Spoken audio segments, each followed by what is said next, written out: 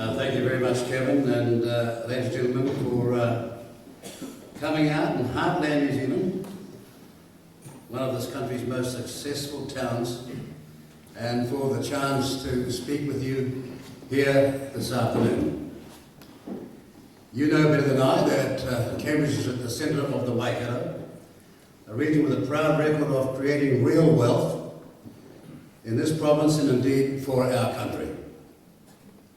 There's no doubt that if we had many more Cambridges around New Zealand, we'd be so much better off.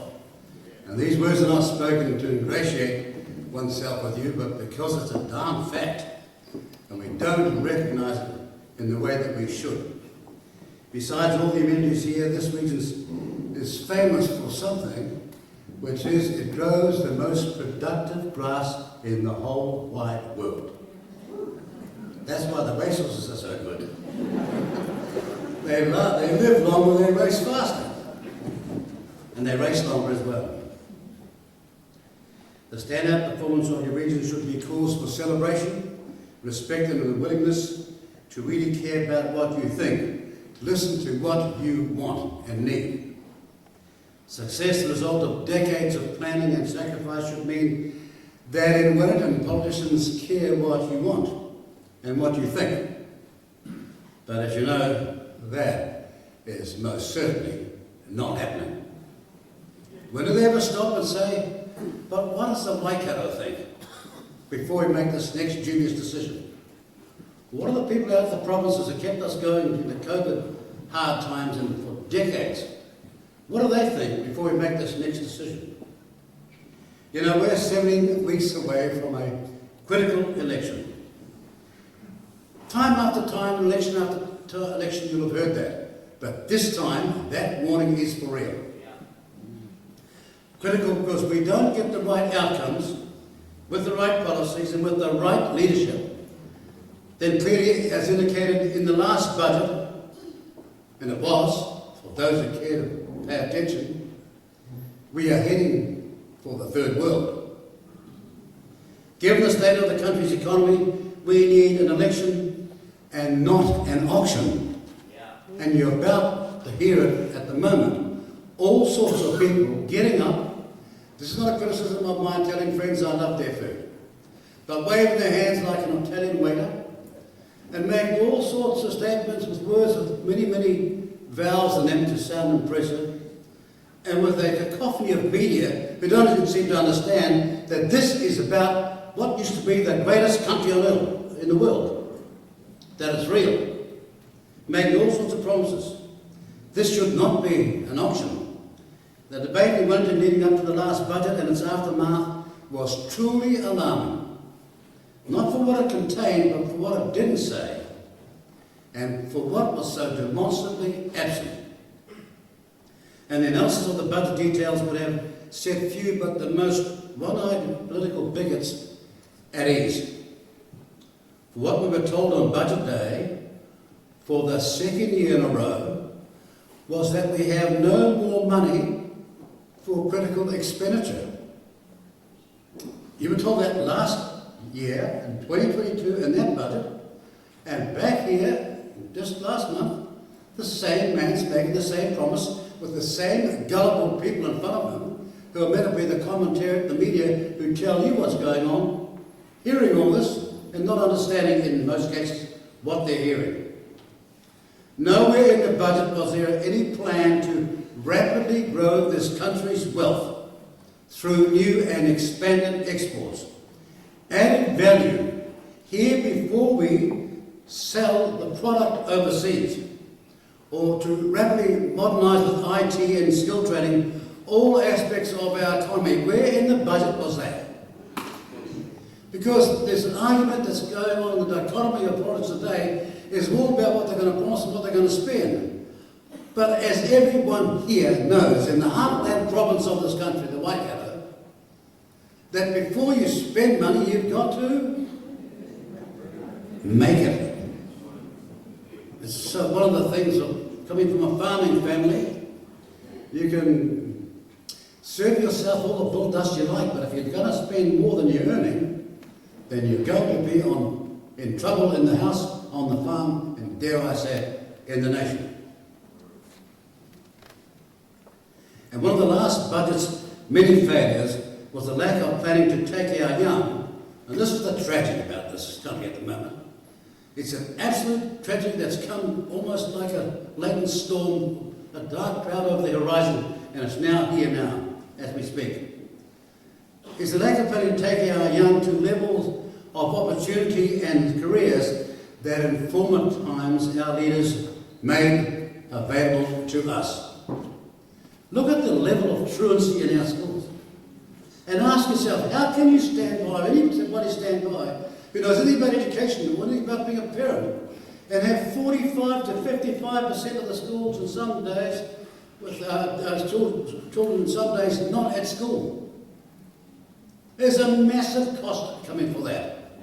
First of all, in the lack of skills to upstage the economy at a time when skilled training is needed. And second, for young people who need control and leadership now because they're on the pathway possibly to success or on the present curse to failure. And yet there's no guts and grit that's fair to say this truancy is out. We've got to stop it right here, right now. Look, long time before there was anybody in Parliament who had been in the university training, 1873 that is, and before they had political parties in this country, they legislated for education to be compulsory. Here we are in 2023, and that's going on, and you've got all sorts of people making the most lousy excuses for failing to ensure that the taxpayers' investment in young people's education actually sees a student in front of the class. This is basic.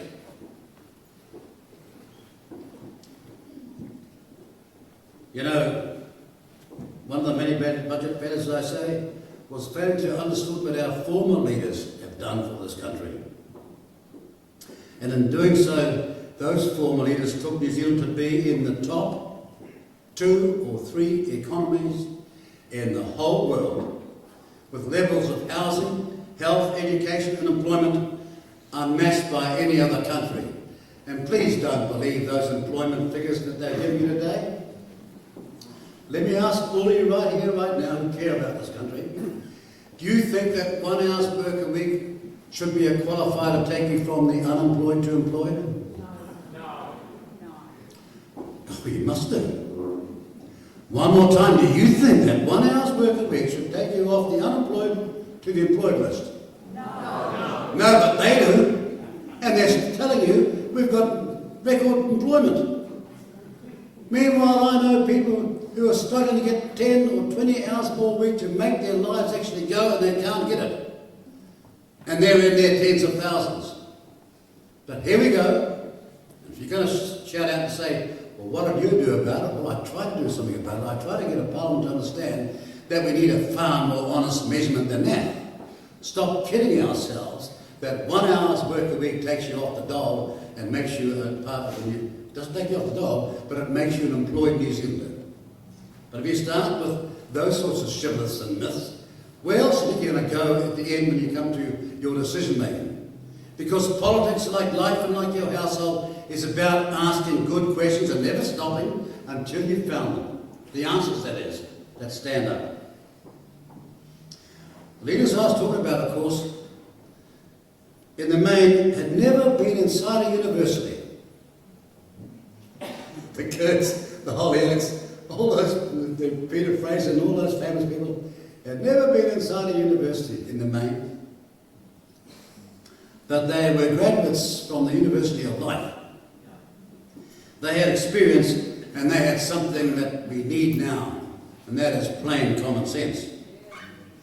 Politicians back then kept in touch with people, knew that with one mouth and 2 ears, listening was twice as important as talking. See many of those on TV lately?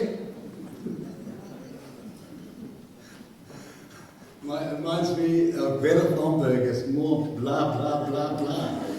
That's one thing she was right about. All that has sadly changed, and for the worse. Today, most politicians simply don't understand what every house owner knows, that if you spend more than you're earning, something has got to give. That sooner or rather later someone has to pay the piper. This week we found out what some of us had predicted. Isn't it amazing? Put up tiles, put up posts, put out press releases, put out statements saying there's a recession right here, right now. Won't cover your words. No. Somehow these people prescribe themselves in the media these days know more about this than somebody else does.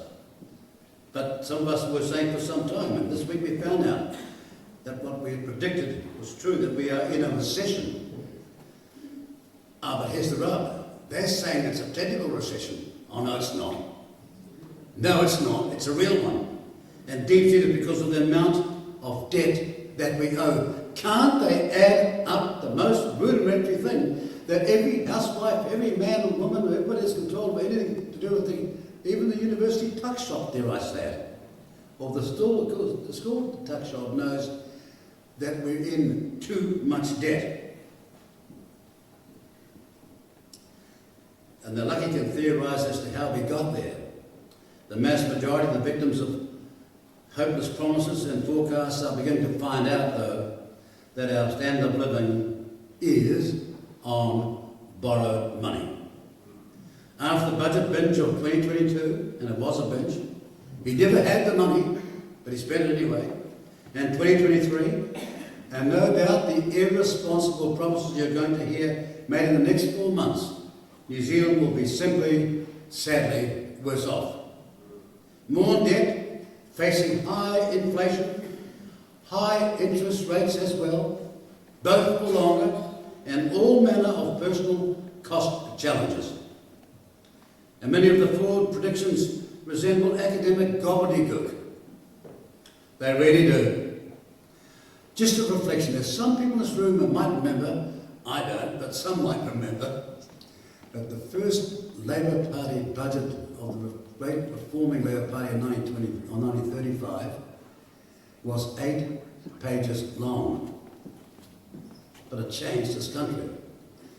And then the National Party came in and decided they were going to convert much of that to a property-owned democracy and press on with house buying. But then you could read the budget in a file that big. Today it's 10 telephone books and nobody can understand a thing that's going on. It's just deliberately designed to do that, to tell you we know, just trust us, we know what we're doing. Look, Mum, no hands. You know what happens when you say, look, Mum, no hands? A whole lot of serious bruises and gravel all over your knees and your shoulders and face. We've all done that. We all grew up on, but no, in these days, I saw that gobbledygook book that was coming out of Fiscal forecast. They even laid out the plans that you might trust to the year 2037. And you're worrying about 2027, or dare I say 2023. But there it is all laid out like, trust us, we know what we're doing. Well, I was the treasurer of this country once.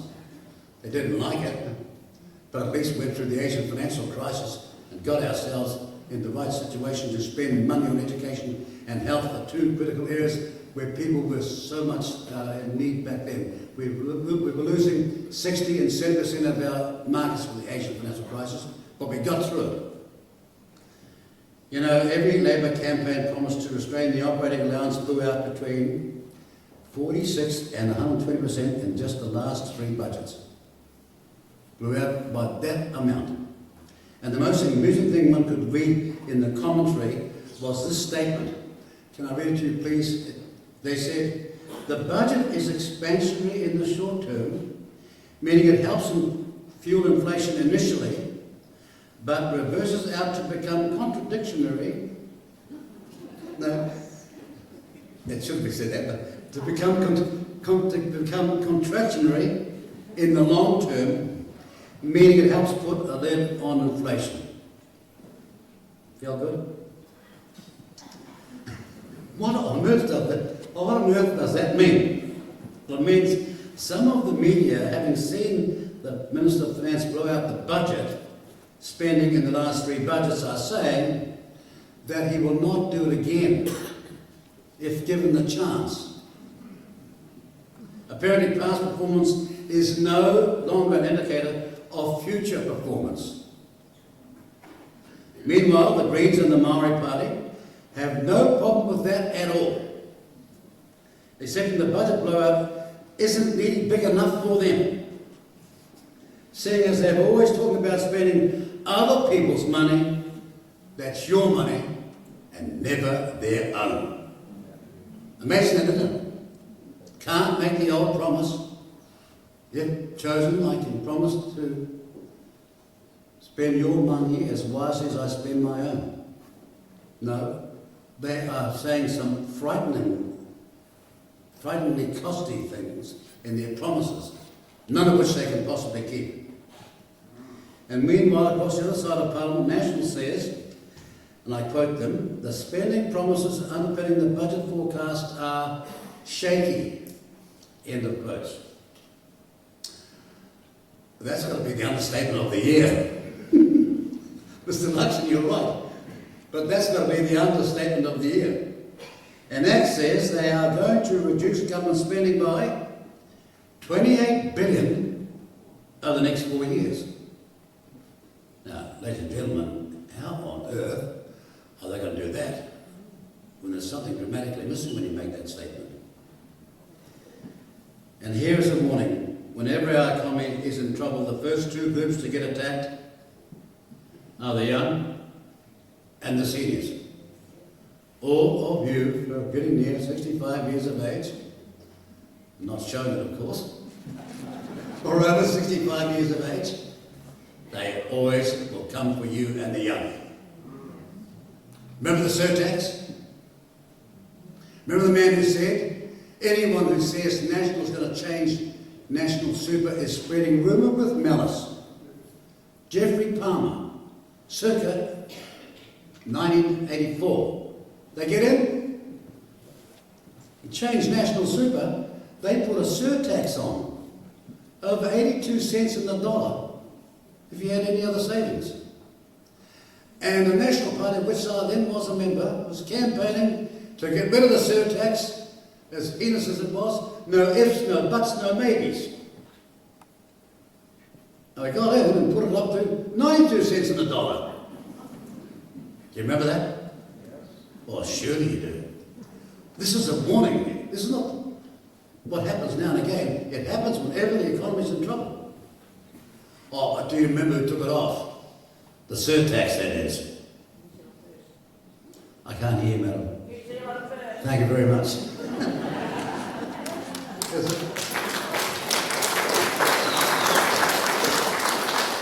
I'm told not to laugh when you're speaking, but there's an old Maori saying the criminal never sees how sweet it is, right? But that's the reality. We took it off. And National haven't taken super down to not 72% of the net average wage, not at 65% of the net average wage, but having it taken down to 60. We got back in and legislated not for where it was, 65, but at 66% of the net average wage, and then brought in the surtax, and then brought in the gold card and a stack of other things to make your money go further. In this election, you got 2 votes, those of you who are seniors. You are the most experienced voters in this campaign. Besides looking after your grandchildren, have a care for yourselves in this campaign, because when it goes bad, they will turn to you as they always have. And some of us have been in politics long enough to know how many times they've done it. But back to the real subject of this debate. National says the budget's forecasts are shaky. You know, here's the rub though, none of them are telling you and talking about what this country really needs alongside fiscal caution, that spending caution. And that is policies to rapidly grow our country's wealth, which in former times in our once great economic history is exactly what our forefathers did. None of them are asking the same this question that we have raised for a long time in New Zealand first. Why has the infant formula business been in the control of the Chinese and not you? Down here in the Waikato? It's a $54 billion industry and we should be at the forefront of that. How did Silver Ferns Farms get in control of the Chinese? This is not an anti-Chinese statement. They're smart. They're brilliant. They think long term. This is a condemnation of politicians who can't see past their nose in terms of the planning. But we could be the wealthy country that Scandinavia and other countries are, if we get our thinking straight. In former times, that's what we did.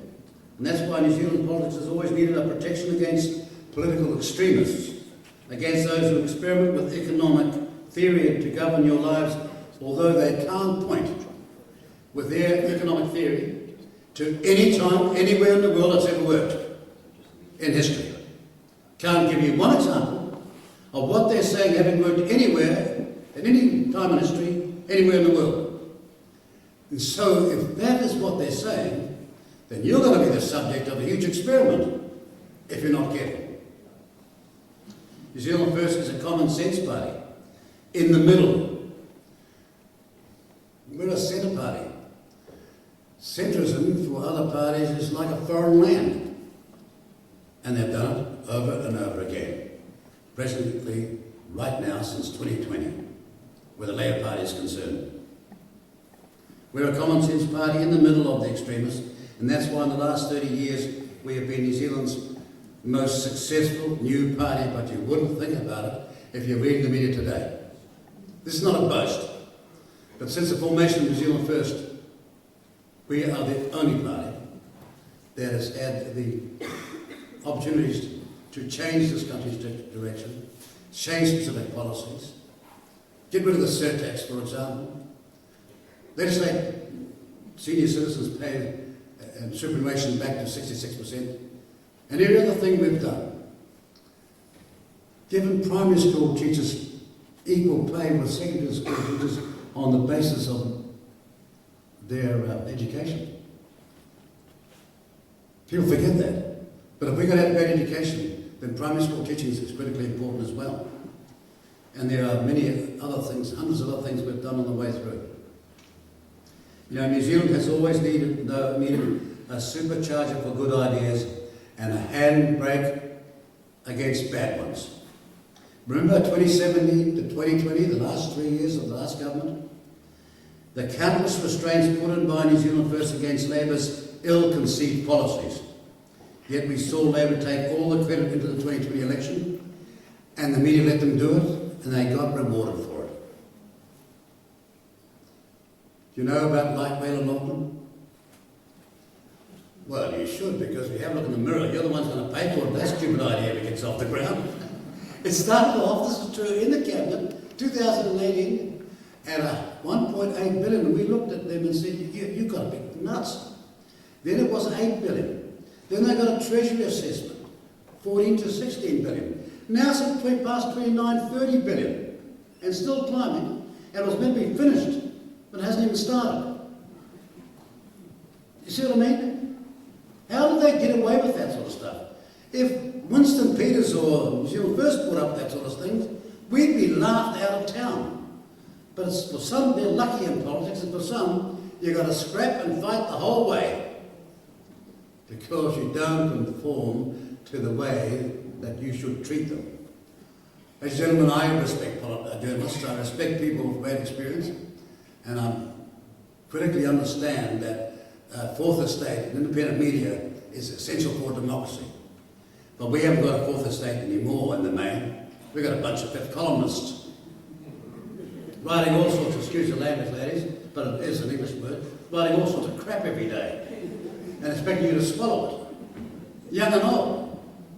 They're hectoring, they're lecturing, they're opinion leaders and influencers. What on earth is an influencer? But apparently they're very important now. Oh, you want to see some of these influencers. Influential today, nobody tomorrow. Don't last 5 minutes. Ladies and gentlemen, we need balance, experience and common sense. And when Labour didn't have that anymore, after 2020, look what a rudderless crew they are on their own. And now every impartial observer knows it, including a growing number of previous Labour Party voters. What's the difference between Labour 17 and 20 and now? Well, they're on their own, they've got no handbrake, and they're rudderless. In the next 4 months, New Zealand First is going to lay out its economic and political record and plans for the future. The central to that is our economic strategy, to rapidly grow, as I said, our exports and our national wealth. But we know we cannot neglect our young, that if we carry on this pathway of neglect that's currently there now, we are all individual young, the families of those young, and worst and sadly our nation are going to pay a massive price for our lack of preparedness. When every other first world economy is going straight down that pathway, knowing that trained minds are the secret to adding value, we're not.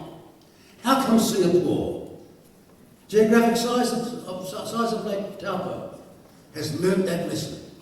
And we that used to know that don't know it anymore, or don't think it matters.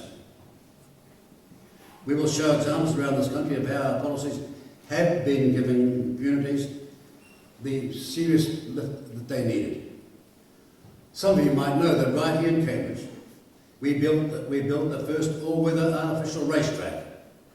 There's 3 now being completed in New Zealand. Why are they important? Well, the racing industry brings billions to this country. Probably got 32,000 people working for it, and it could be double the size if we only put more into it. It's not a rich man's sport. Go there at 4 o'clock in the morning to the stables and see who's shoveling the you-know-what. It's darn hard work, but a whole lot of young people love it. It's the place they want to be. They love horses, and they love animals, and they love caring for them. And here we've got investment, which means that no matter what the weather, you can race here. Oh, and by the way, we built that for you without even promising it.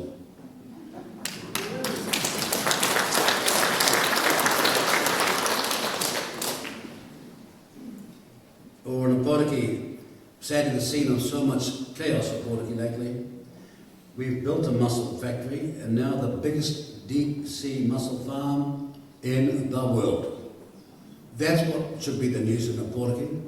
Not all these headlines of all these gangsters going down the street, all breaking the law, disgracing the Maori world and frightening everybody else.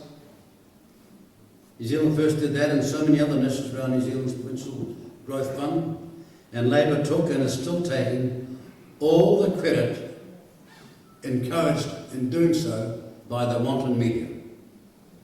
You know, in the 2020 election campaign, it's got to remind people, Labour publicly claimed in this pamphlet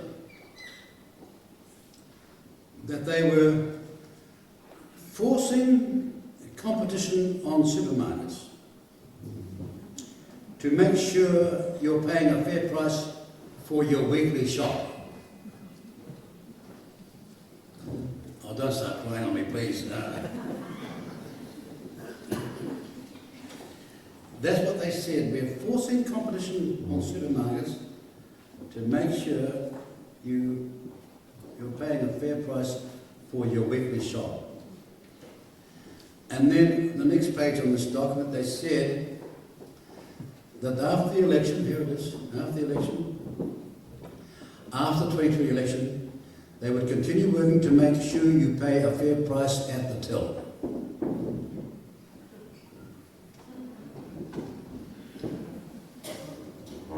Some of you are still smiling.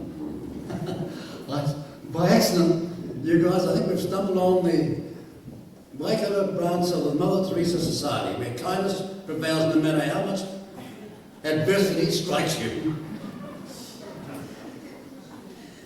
After that, they said in this pamphlet, after the 2020 election, continue working to make sure you pay a fair price at the till. Sadly, too many voters believe them, but they don't anymore. Last April, Stats New Zealand produced and reported on the, quotes, largest annual increase in food prices in more than 30 years. And the whole of people in this room that are under 30 years of age. So you're seeing it the highest in your lifetime. You know, 15 months ago, then Commerce Minister, David Clark, you know, the former health minister that went for that bike ride and lost his job. Well, he got back his job and 15 months ago, he was Commerce Minister, and he said a grocery commissioner, quotes, would be appointed to oversee supermarkets' conduct and ramp up competition. End of quotes.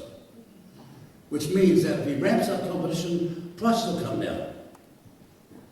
See how the academic training works? It's all theory, nothing practical, but that's what he said. He promised a grocery commissioner would be appointed within 3 months. Now that was the promise, but what was the performance? Today the role of the grocery commissioner is still being considered 15 months after Labor first promised it. Breathtaking, isn't it? But maybe prices have gone down so low that it's not a matter of concern anymore.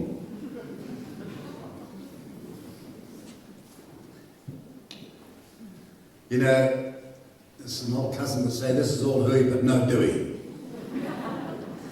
Like a bad second-hand car salesman, all pre-sales promises, no after-sales service.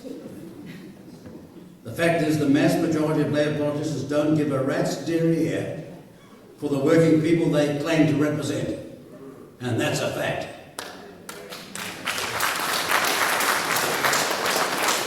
The lack of a grocery commissioner in these skyrocketing prices 15 months later is all the evidence one needs to know that. And your grocery bill has just kept on going up while Labor dilly-dallies on this issue.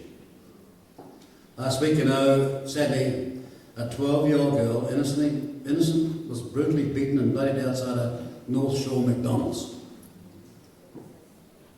after school by a 14-year-old teenager in broad daylight with onlookers. And then in the Portuguese schools, and other public services were shut down when gang members en masse decided to take over the town because of the death of a gang leader. The same gang behaviour was happening again in Auckland last Friday. Law and order in this country is a thing of the past. Total crime is up 33%. Violent offending is up 42%. Theft offences are up 39%.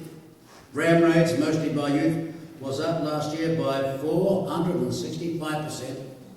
And supermarkets alone are reporting a 36% increase in serious crime within their stores in the last year. This is the staggering part, though. A journalist called this week questioning those figures. Apparently some media don't know what we all know, that too many of our streets are no longer safe, even in broad daylight, and that many New Zealanders are fearful in their own homes. Lawlessness has been allowed to grow in New Zealand, and politicians are busy making all sorts of excuses and taking no action. What we are seeing on our streets is the result of successive governments allowing our justice system to treat offenders as the victims.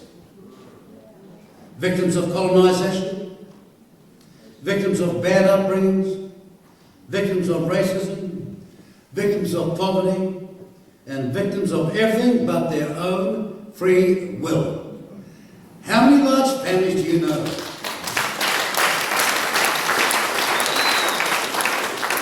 How many large families do you know from poor circumstances where there's only one offender? All the rest have been law-abiding.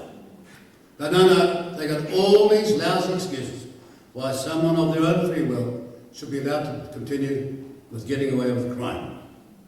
We need to restore our justice system to bring justice to the real victims and security in our communities. You can't do business, you can't carry on life, you can't have a peaceful life without you've got security around this country, in your streets, in your homes, and in this places where people live and work. New Zealand's first policy is to outlaw gangs and declare them terrorists.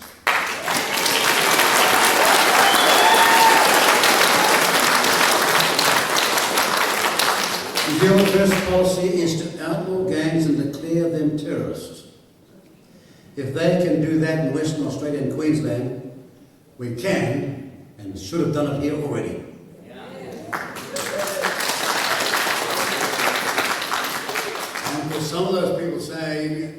but you're saying that because there are a lot of Maori gang members, although there are many who are not Maori. Our answer is this blunt to you. If you think we're going to go on having Maori shamed every night on TV by their behaviour, then think again. We're going to fix things here. We're going to ensure that we use the law to put them out of business.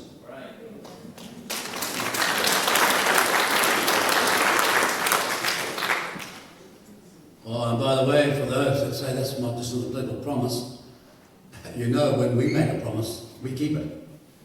That's why people get so brassed off with us. It's a fact. We've done and had more inquiries into wrongness in this country, from the Maori Loans affair, to the Quality Ends deal, to the wine box inquiry.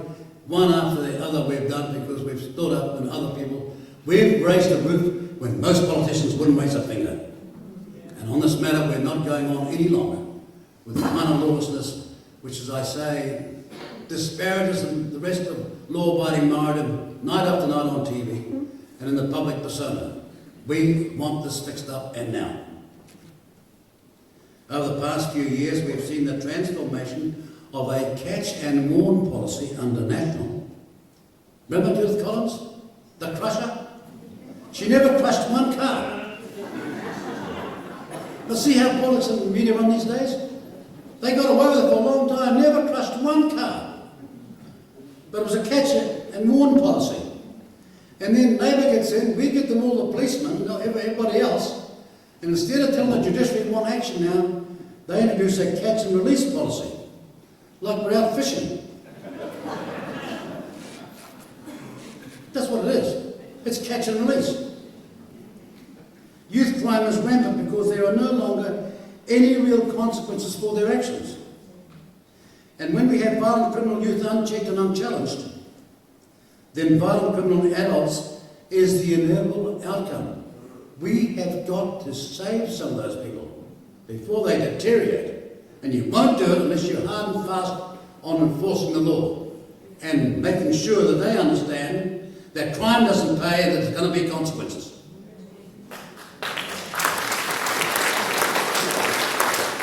I wouldn't waste my time putting them in prison, most of them though. I'll put them out working 6 days a week. Well, why should it cost you $125,000 for them to be in prison for a year when they could be out working for you with a bracelet they can't cut off? Get the damn job done, and for that we'll shorten their sentence because they'll have shown that they're prepared to reform their ways. You know, we've got all those extra police, not Labour, but we do. And we've got far more than 800. We've got 2,338 new ones. But with the attrition going on with COVID, too many left. But we got those policemen, frontline men and women, of those numbers, massively higher than ever before, to get the law enforced in this country. But it's not being enforced in New Zealand today. Labour has long held a measurement of success, and they're claiming, look, 30% drop in prison numbers is success. But at what social cost when our violent crime is rising so alarmingly? New Zealand First is going to maintain our focus on increasing frontline police numbers, but as importantly, we will ensure that we have a court system that holds these offenders to account.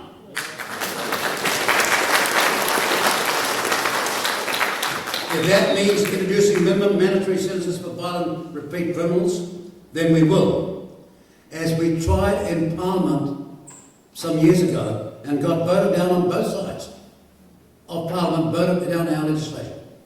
We're going to go back this time and do the same again, but this time we're going to make sure we get there.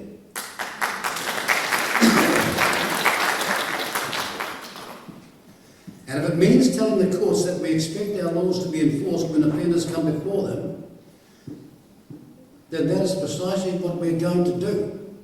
We're not interfering with the judiciary. We're going to tell some of the judiciary that people cannot stomach those weak sentences you're putting out. Where a man gets massively damaged for the rest of his life down the South Island and the offender gets 9 months home detention. This is an affront to society. And there's been others of late. Just shocking decision making. And so if it comes down to that, then like the famous President Roosevelt in America, we'll fix it. by talking to them. Because the highest court in the land, strange to say, I can understand why you don't think so, is nevertheless still Parliament. But let's get this part right for a start. We need to start holding offenders to account with sentences that will send them all a clear message. That we've had a gutsful, we've had enough, and we aren't putting up with it any longer. Of the things, though, that we've discussed today, one is the most important, sad to say. It is the cancerous introduction of policies designed to politically, socially engineer and re-engineer this country. These are policies which politicians never campaigned on and have done their best to introduce by stealth. It is their modern version of the Pandora principle. Once out of the box, these laws will never be able to be changed or challenged by you. It is breathtaking in its arrogance, in its audacity, and in its downright lying deceit when you see them explaining it on TV, if you know from being on the inside what they were gunning for and what they want. It's here in all its parts, but it is here in all its parts of our bureaucracy and lawmaking today, that attitude.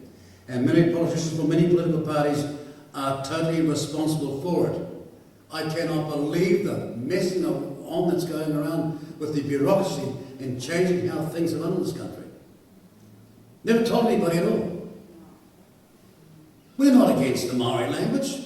Many of us were there at this time when for the first time it was funded, going way back, not to 82, but 1980. But when you've got potholes all over the roads of North and on the East Coast, I don't think that the Maori up there are concerned about the Maori name on the road. They want the pothole fixed up.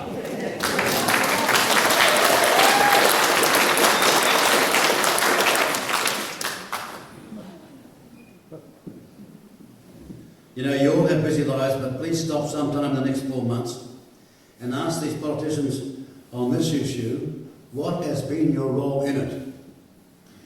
Who stopped us signing up to the UN Declaration on Indigenous Rights? And who disregarded that and went and did precisely that? Well, I know who stopped it, you're looking at him. I know who started it, his name was John Key. But he was in coalition with Acton and all the rest of them. And why did we stop it? Even Helen Clark saw the sense in stopping it, because she saw it as a challenge to this law and order in this country, and the rule of law in this country where democracy is controlled by the majority, not the minority. She saw it instantly. How come John Key couldn't see that? Or Rodney Hyde and all the rest of these people who are out there now telling you can trust me, I know what I'm doing on this issue. Or, for example, who fixed up the foreshore seabed after the Marlborough decision in 2004-2005? And whose law, which was working, was then repealed by John Key because the Maori Party persuaded him to. And now there are over 600 claims to our foreshore seabed, mainly between Maori fighting with Maori.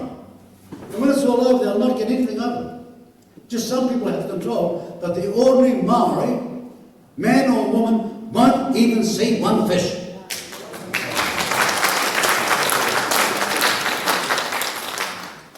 These politicians have allowed or encouraged or worse been complicit in law changes or policy directives to be imposed nationwide that are in an attack on New Zealand's freedoms, New Zealanders' rights and New Zealanders' once shared citizenship, and I'm talking about every race in this country now. They are rewriting history, then using that rewrite to justify new laws which are purely based on racism, separatism and the seeds of apartheid. And if we go down that pathway, ladies and gentlemen, as someone from a mixed background, we're all going to lose. All of us. Going to lose. Apart from a small elite, this kleptocracy of arrogant elitists who will be benefiting just themselves at the massive cost of about 95% of the population. But to go down the pathway which they're advocating, they first have to deny history, deny facts, and substitute them with their fiction. This is their nefarious platform justifying the unnotified, unmandated, unelected policies so secretly being introduced. How else can you explain Prime Minister Hipkins claiming that Three Waters is, quotes, not co-governance, and it wasn't co-governance, end quotes. That's what he said, but a few months ago. Then the next day, the Minister in charge, the new one, Karen McNulty, said they are keeping co-governance in Three Waters, quotes, for a number of reasons, one of which is that Maori have a special interest in water. End quotes. Now, my mother, my Maori brothers and sisters, they know that everybody gets thirsty. This is an absolute farce and deceit. Put simply, what Maori think, they get thirsty, but you don't. No Maori thinks that way. But these people out of the university sociology department writing all this crap and getting away because no one's got the guts and courage to say, okay, you tell me what those principles of Treaty of Waitangi are. You tell me what they are. I don't want to hear 75 of them. I don't want to hear 250. You tell me what those principles are. And they damn well can't. Can they? But you've got a university department just downtown here at Waikato where they're teaching us all rubbish. And no one's saying, oh, for goodness sake, Professor.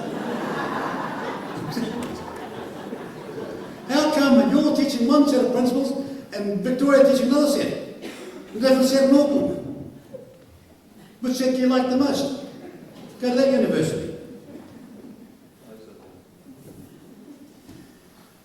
Put simply, what Maori think that they get thirsty but you don't, or that you and your ancestors, having built all the water infrastructure in this country, now don't deserve to have a final say in owning and running it. But this is not about ordinary Maori. This is about a certain Maori elite who have never even asked their own people, the mass majority of Maori who are on the general electoral roll with you. That's where the mass majority of Maori, by their own definition, are. And if you want to argue about it, put your hand up now and tell them what numerically you base your argument on. But they won't. Because logic is not part of their argument. Privilege and deceit is. The mass majority of Maori, today, by their own definition, 1975, that is able to cite a Maori ancestor, law brought in by the Labour Party, are massively on the general roll. To get to where these politicians are taking us, they deal in shibboleths and lies, including these four claims. One, that the arrival of Europeans ruined the peaceful paradise of Maori. Well, you Maori, stop laughing. Two, that the Treaty of Waitangi saw Maori begin a partnership with the Queen Victoria. Three, that the Treaty of Waitangi was not about Maori ceding sovereignty. Or four, that the Treaty of Waitangi in 1840 meant Maori self-government. This stuff is spilling out of the universities and picked up by naive politicians who haven't got the audacity to say to them, you keep up this rubbish, we're going to cut your funding. We'll cut your water off. We want people to get education. We want people to go to university to get educated, not indoctrinated.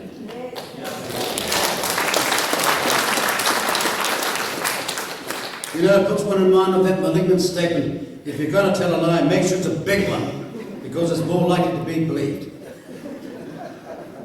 Every Iwi anthology of the intertribal wars before the arrival of European makes the Maori Garden of Eden a myth. It wasn't a peaceful place. Go back in all of our history, you'll see it, the stories, the battles, the beaches, the skulls, and everybody who's been dead. That was the way it was in European society as well, mind you. But just don't think that if you're a Maori, you can make that stupid claim that before European arrived, we're all living in a Garden of Eden. Some of you get a time, sometime, go and find a book. It's Married and Gone to Live in New Zealand, set in 1823 by a young woman who came to live here, an English woman, and the fear and dread she had of the constant fighting that was going on. Now, second thing I want to say, if no one in Britain or the UK or the whole British Empire was in a partnership with the Crown on the 5th of February 1840, If no one in the whole British Empire was in England or the UK was in partnership with Queen Victoria on the 5th of February 1840, how come the Maori were 2 days later? That's an original. I asked that question in 1987. The court case where it was decided that it had the semblance of a partnership. I asked it back then of the Royal Society, and I'm still asking it today. Stop talking bull dust. No one was in partnership in the UK with Queen Victoria back then, constitutionally, so how on earth could we be any different? And then the fact is, Maori ceded sovereignty to the Crown when they signed the treaty. The chiefs back then said so. Our former chiefs said so, as did many leading Maori later, including Sabri Ngata, Sir Maui Pomeroy and Sir Peter Buck. All great leaders said so as well.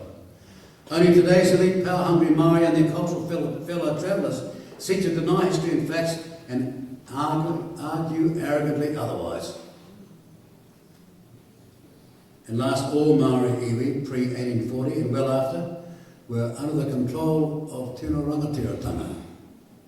Boy, you see some variations in that word today, don't you? Everybody's saying, I've got it. I've seen 30 in the Old Testament, they've got it. Unbelievable, really. You know what Tino Rangatiratanga means? The chief's word is gospel. That's what it means. Just that. And if there was back then co-government, which chief's word, if different, was gospel? Pre-1840. Think about the logic of that. A bit like the Scottish Maori are. Clans everywhere. All fighting. We're not unique. But if the chief's word was gospel to justify co-governance, then which chief's statement would be gospel if there was a difference of opinion? The elite's argument does not stand up to the slightest scrutiny. Under their own description of co-government pre-1840, then Maori were constantly at war, and every honest Maori knows it, and there's the rub. We have known since 1893 that to have a democracy, every qualifying adult must have a right to vote, and each vote should be of the same value. We are the first comprehensive democracy in the world. No country can claim that. First vote was 1854. Then the Maori Chiefs came in 1867, and then women got the vote in 1893. Belatedly, but before everybody else at that time. But every qualifying adult must have a right to vote. Each vote should be of the same value. Today there are political parties with policies that will destroy this basic principle of democracy. And look at their record. Not one of them can make New Zealand First's claim to remain steadfast in support of one franchise where all citizens, regardless of creed or race, are equal.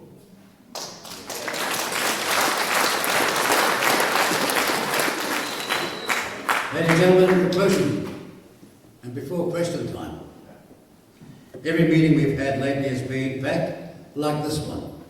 No seats remaining and standing room only. But you won't see reports of these meetings in the mainstream media. Any money you like, you won't see this on nationwide TV. They'll go to somebody else, politician out there opening an envelope, no one there, but they won't cover these meetings. It's amazing really, the so-called fourth estate is trying to shut this party out and down. This while every other political party is watching our every move, our every post, our every tile, our every tweet. Other parties are watching our posts and all of a sudden next day, it's me too. You watch. I said last week, this country's got to get its mojo back. Now, it's not particularly original, but I said it for anybody else in politics. And 2 days later, a political party in this as well.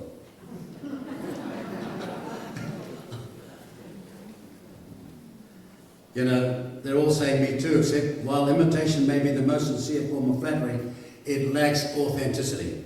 And if it lacks authenticity, then ladies and gentlemen, I put something to you right here, right now. If it lacks authenticity, then they won't have the grit, the guts, the courage, or the know-how to stop these political extremists on both sides of Parliament. How many battles over the years have we been all there ourselves, by ourselves, like the Wine Box and so many others, where the media goes straight for you and present the establishment's point of view. The Herald put out 29 attacks on me, the Dominion Post put out 26, and when we finally won, the Evidence said we're sorry. Or this recent great court case when we smashed the Serious Court Office twice. Not once, twice. 22nd of July last year, I put a press statement out, not one word covered by the media. These people are macabrely biased. They've got to be. Surely a victory of that magnitude against $3.8 million of your money and 4 JQCs is worth something. But not a word. Don't think I'm making this up. But I've got news for them. Those people who think they run this country in the media, and it's all bad. We're going to come back, and we're going to win.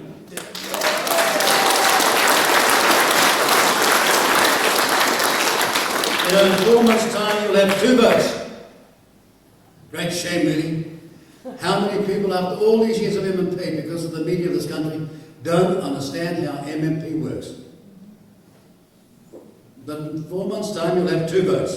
One for the local elected political party candidate, and the other for the political party of your choice or the party vote. It is said that politicians shake your hand before the election and your confidence after it. It's very true. Don't let that happen to you in 2023. This is an election at an inflection point in our country's history, and the wrong electoral outcome will not be able to be repaired. Doubt me? Look at Burma or Myanmar, the most successful post-war Asian economy, now a basket case. Or Venezuela, most successful South American economy, now a basket case. Political decisions matter. This is a critical election. The people who have allowed these separatist policies to gain so much sway in our country will be dug in. If you make the wrong decision, they'll be dug in deeper than ticks in a hound. I'm in the countryside here, but before I use that phraseology. Other countries have reached the same political crossroads, made the wrong choices, and have suffered ever since, languishing in the third world. New Zealand First has asked you to take care in this election like never before. We are asking you for your party vote. We are asking you to vote New Zealand First to ensure balance, experience and common sense is restored to Parliament. Oh, and by the way, some of you people here, some of you seniors, don't you like the way they try and use age against you? Well, I make a promise that they don't use my experience and age against me. I won't use their youth and experience against them. Or mention things like being wet behind the ears. Or things like that. We're asking you to vote New Zealand First to ensure balanced experience and common sense is restored to Parliament. We won't always get it right, but we will keep on trying. We'll fight using our founding principles to ensure that nationalism means New Zealand with a capital N on it. That means that we one law for all.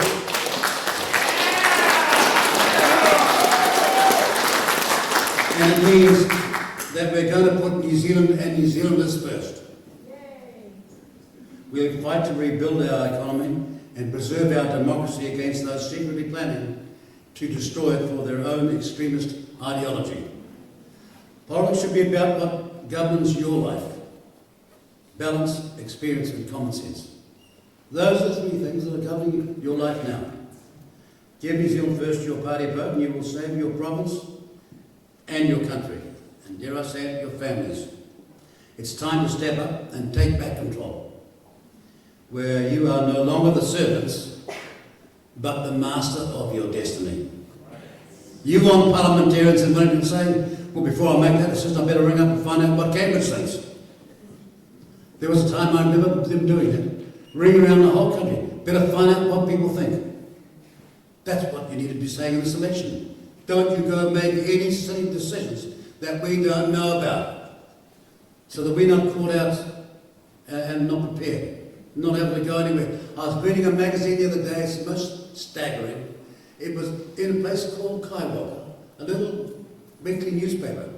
Not in any of the New Zealand headlines, not on Morning Report, not on TVNZ, not on any of the metropolitan papers.